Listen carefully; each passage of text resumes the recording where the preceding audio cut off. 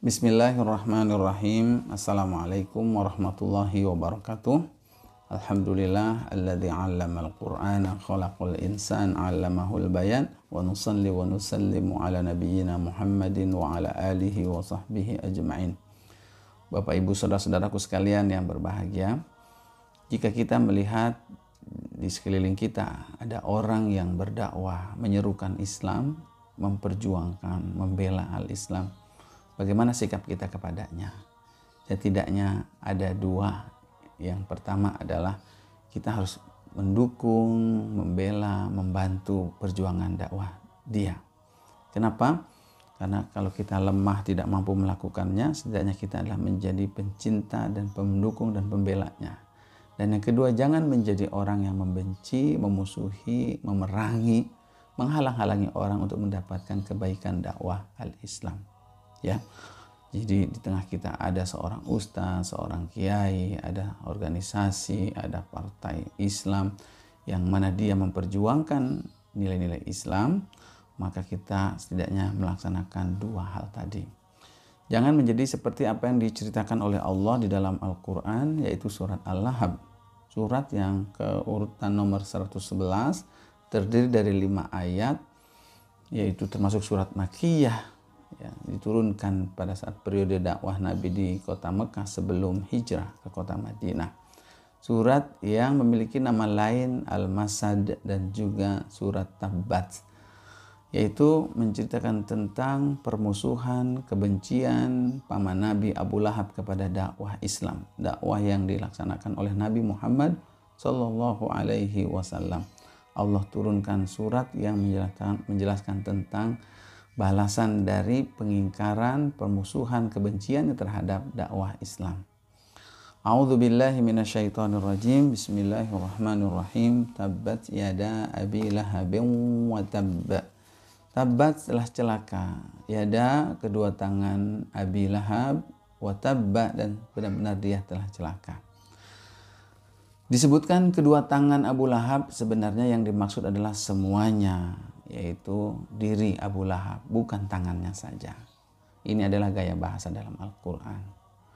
Kenapa diungkapkan dengan kedua tangan? Karena sababun nuzul surat ini adalah ketika, sebagaimana disebutkan dalam riwayat dari sahabat Ibnu Abbas radhiyallahu anhuma, ketika Rasulullah Shallallahu Alaihi Wasallam mendapatkan perintah untuk berdakwah terang-terangan kepada keluarga, wa anzir ashiratakal aqrabin, Nabi keluar lalu menuju ke Bukit Sofa dan beliau berteriak mengumpulkan orang-orang, ya sabaha, ya sabaha. Beliau memanggil suku-suku yang ada dalam Quraisy, ya Bani Fihr, ya Bani Adi, dan seterusnya. Kumpul-kumpul. Maka orang pun berkumpul sampai yang tidak sempat pun mengirimkan utusan untuk mendengar apa yang akan disampaikan oleh Nabi Muhammad Sallallahu Alaihi Wasallam. Ternyata Nabi melaksanakan perintah Allah. Nabi memberikan peringatan.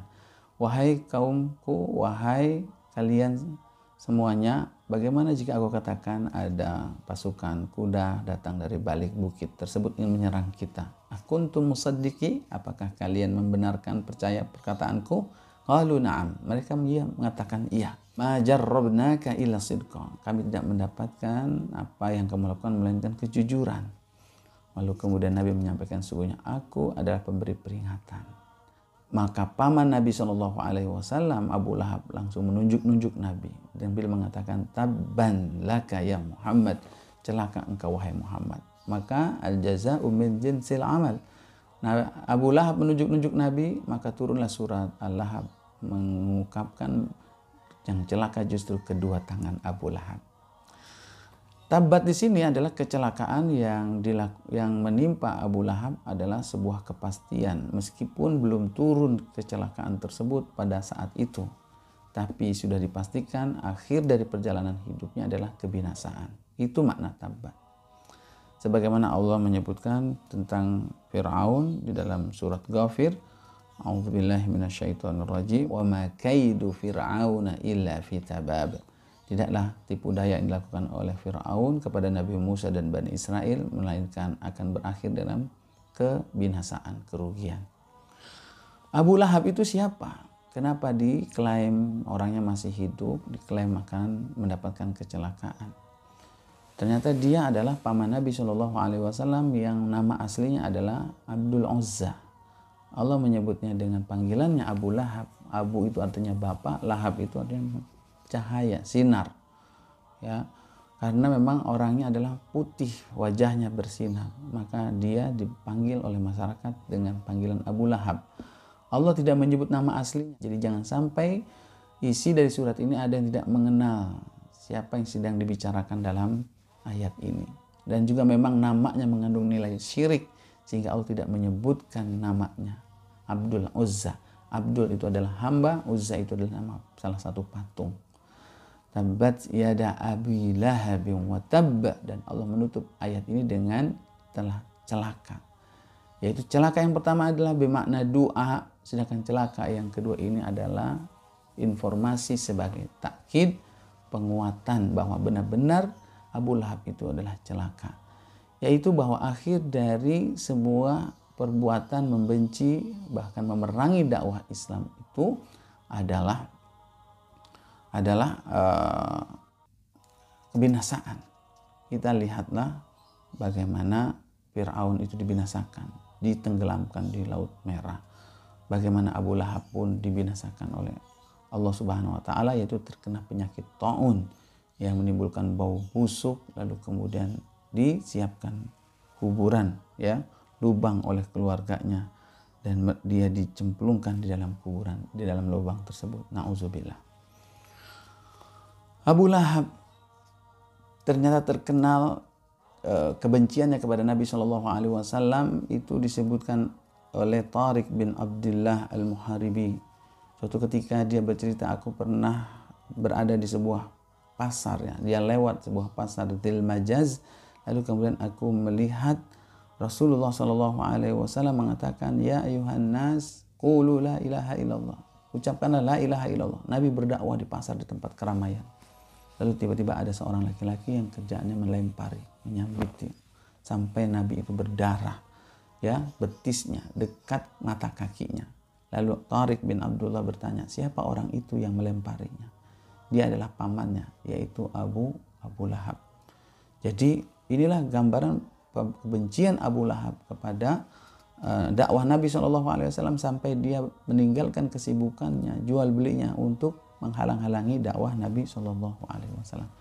Maka sikap ini dikecam, jangan sampai dilakukan oleh umat sesudahnya. Allah mengatakan, ma aghna anhu maluhu wa ma kasab. Tidak berguna, tidak bermanfaat kepada Abu Lahab itu hartanya dan juga anak-anaknya. Wa ma kasab itu arti dasarnya adalah apa yang dia usahakan.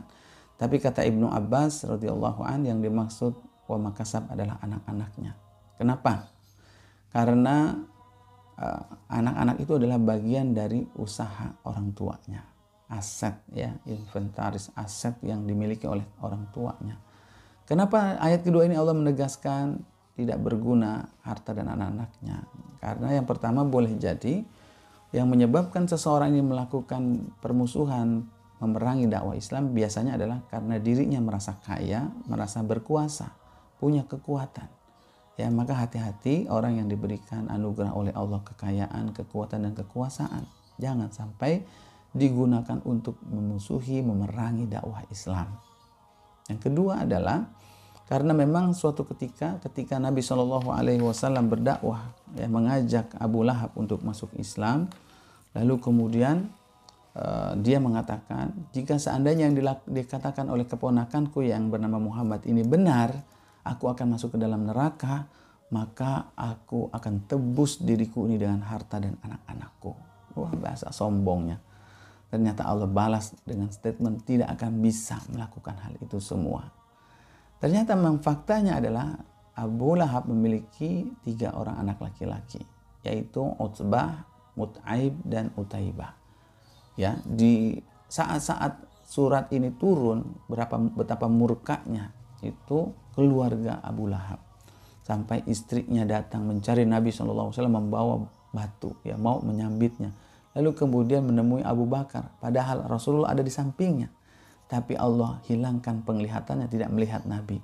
dia katakan kebenciannya akan melempar batu ini kepada Muhammad kalau dia melihatnya. Ternyata Nabi Muhammad ada di samping Abu Bakar As-Siddiq radhiyallahu anhu, dia tidak lihat. Begitu juga Abu Lahab memanggil anak-anak lakinya. Ternyata di antara anak laki tersebut ada 2 orang yang menikahi putri Rasulullah Shallallahu Alaihi Wasallam, yaitu Utbah dan Utaibah. Yang satu menikahi Ummu Kulsum dan yang satu lagi menikahi Ruqayyah. Abu Lahab begitu saking bencinya memerintahkan kepada kedua anaknya untuk menceraikan putri Nabi, ya, sebagai bentuk kebenciannya. Tapi kemudian dari 3 anak laki-lakinya tersebut, Utaibah pun ya membenci Nabi Shallallahu Alaihi Wasallam sampai pernah mau meludahi wajah Rasulullah Shallallahu Alaihi Wasallam dan tidak kena, dan Rasulullah marah dan mendoakan bahwasanya Utaibah akan diterkam matinya itu dengan binatang buas.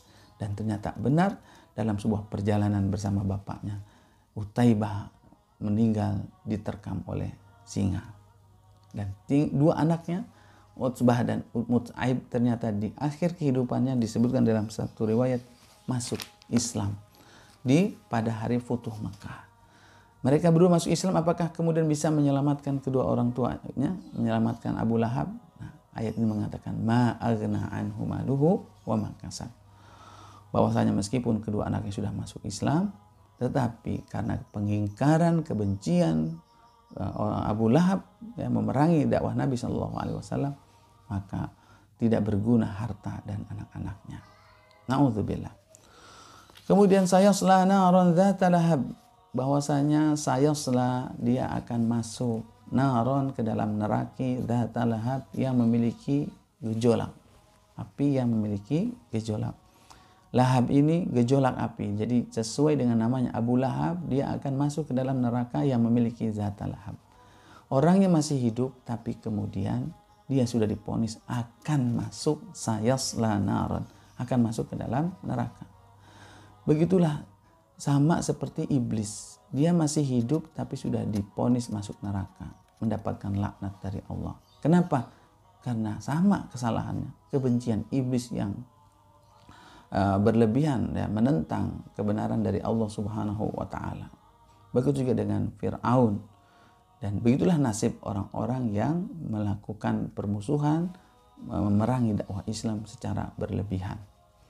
Wa mar'atuhu, demikian juga itu diikuti oleh istri beliau, masuk neraka juga, Ummu Jamil, yang kerjaannya adalah mengumpulkan hammalatal hatab, yaitu kayu bakar. Hammalah itu mengangkat, al-hatab kayu bakar.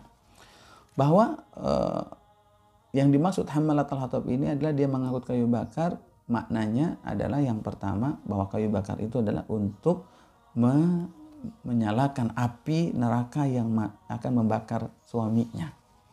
Jadi istrinya malah mendukung suaminya untuk melakukan perbuatan yang bisa memasukkan dia ke dalam api neraka.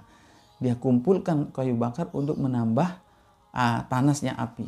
Dan kedua maknanya adalah bahwa kayu bakar yang dibawa oleh Ummu Jamil, istri Abu Lahab ini adalah dalam rangka menyakiti, mengganggu Nabi SAW. Ya, dia kumpulkan kayu-kayu, duri-duri untuk menghalangi jalan yang biasa dilalui oleh Nabi SAW. Dan perlu kita ketahui bahwa Abu Lahab ini adalah rumahnya berdempetan dengan Rasulullah SAW.